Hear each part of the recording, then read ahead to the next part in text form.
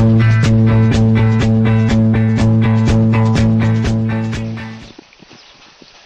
daughter wanted me to talk today about work ethic then and now, and I asked her what then was, and she said, well, when you were young. Well, that was a long time ago. But, and you've probably heard this old story before where I went to school uphill both ways and drug a sled behind me and forked with the snow. I did. I was raised on a farm with one brother. I didn't have a large family like a lot of farm people did, but a lot of them were large families. And we worked chores, we called them. I had to go out in the winter and break the ice for the horses and the cows, and I had to feed the animals and pull the hay down and get the milking machines ready and all that stuff. And that's before breakfast. That was my job. I ate breakfast, and then I went to school. And when I got home from school, I had to go out and do it all over again, and then go in and take a bath in a big old tub we poured hot water into. And all of us kids were raised working. And when we got older in school, we were always told that get a good education because you don't want to end up being a ditch digger. Well, the case is now ditch diggers make a lot of money because nobody wants to do it. But anyhow, you had to work.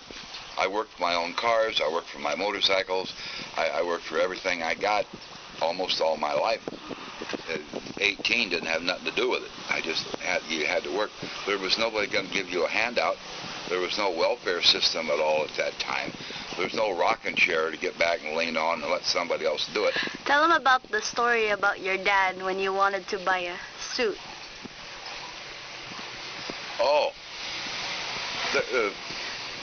I'm not a racial guy, but there's a Jewish store in our town called Shootman's, and they had some of the nicest clothing you'd ever want to see.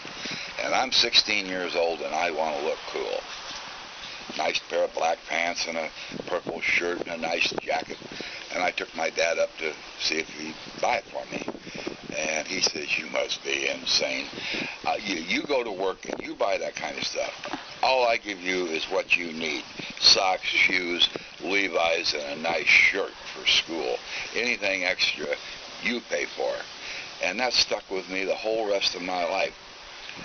There's a big difference between what I want and what I need. And a lot of people nowadays through the economy have lost sight of that.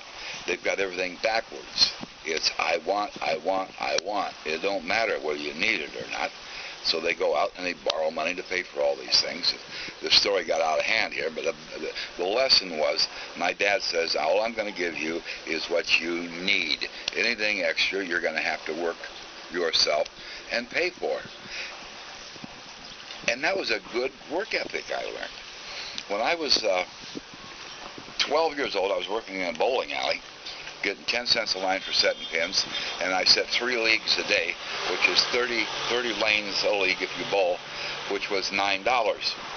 Well, I looked on the computer the other day about the inflation in money, what the CPI, cost of living index, was, and at that time, grown men were making $1 an hour, minimum wage. I was making more than a grown man when I was 12 years old, working.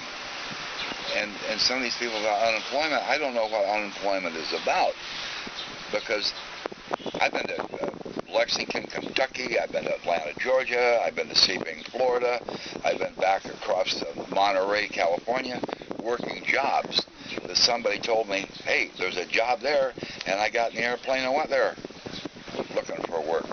You know, I don't draw unemployment checks. Never. And when they tell you that people, well, I'm unemployed and I can't find a job, they're not looking more than 5 miles from their house. They're not looking no further than the newspaper.